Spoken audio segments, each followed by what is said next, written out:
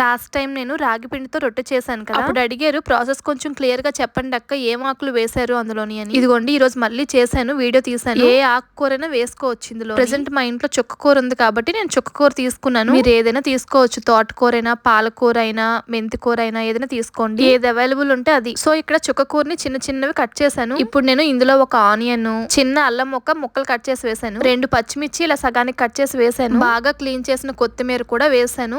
వీటిని వీలైనంత చిన్నవిగా చేసుకోవాలి. ఇందులోనే వేయాల్సిన అవసరం లేదు, చేత్తో కూడా కట్ చేసుకోవచ్చు. ఇప్పుడు ఇదంతా ఒక బౌల్ లోకి ట్రాన్స్ఫర్ చేసి ఒక 1/2 టేబుల్ స్పూన్ జీలకర్ర వేసాను, రుచికి సరిపడగా సాల్ట్ వేసాను. ఇదిగోండి రాగి పిండి మొన్న ఇండియా నుంచి వచ్చినప్పుడు ప్యాక్ చేయించుకొని తీసుకొచ్చాను. ఆ ప్యాకింగ్ వీడియో కూడా మీతో షేర్ చేసుకున్నాను. 3 కప్పుల దాకా రాగి పిండి ఇందులో వేసి కొంచెం కొంచెం వాటర్ యాడ్ చేసుకుంటూ బాగా కలుపుకోవాలి. దోసల పిండి లాగా కాదు, కొంచెం గట్టిగా కలుపుకోవాలి. ఇప్పుడు పాన్ మీద ఒక 1/2 టేబుల్ స్పూన్ నెయ్యి వేసి స్ప్రెడ్ చేస్తున్నాను. ఇప్పుడు ఈ రాగి పిండిని ఒక ముద్దలాగా తీసుకుని సేమ్ మనం దోశలా వేస్తామో చేత్తోనే అలా రొట్టెలాగా చేసేయాలి రౌండ్ గా. పైన కొంచెం నెయ్యి వేసుకొని అటు ఇటు కాల్చేయడమే. వేడి వేడిగా తింటే చాలా బాగుంటది, బాగా చల్లారిన తర్వాత తిన్నా కూడా బానే ఉంటది. సో ఈవినింగ్ మా పిల్లలు స్కూల్ నుంచి వచ్చిన తర్వాత తినడానికి స్నాక్స్ గా నేను మార్నింగే ఇచ్చేసాను. చాలా హెల్దీ స్నాక్స్ అండి. మనం పిల్లలకి స్నాక్స్ పెట్టే హడావిడిలోని చిప్స్ అని అవని ఇవ్వని ఏవేవో బయట నుంచి కొనుక్కొని తీసుకొస్తాం కదా, అలా కాకుండా వీలైనప్పుడైనా సరే ఇలాంటి స్నాక్స్ చేసి చూడండి. పిల్లలు కడుపు నిండా తింటారు, బలంగా ఉంటారు, టేస్టీగా కూడా తింటారు. ఎందుకంటే రాగి పిండితో ఎన్ని ప్రయోజనాలు ఉన్నాయో మీకు కూడా తెలుసు కదా. సో ఒకసారి ట్రై చేయండి.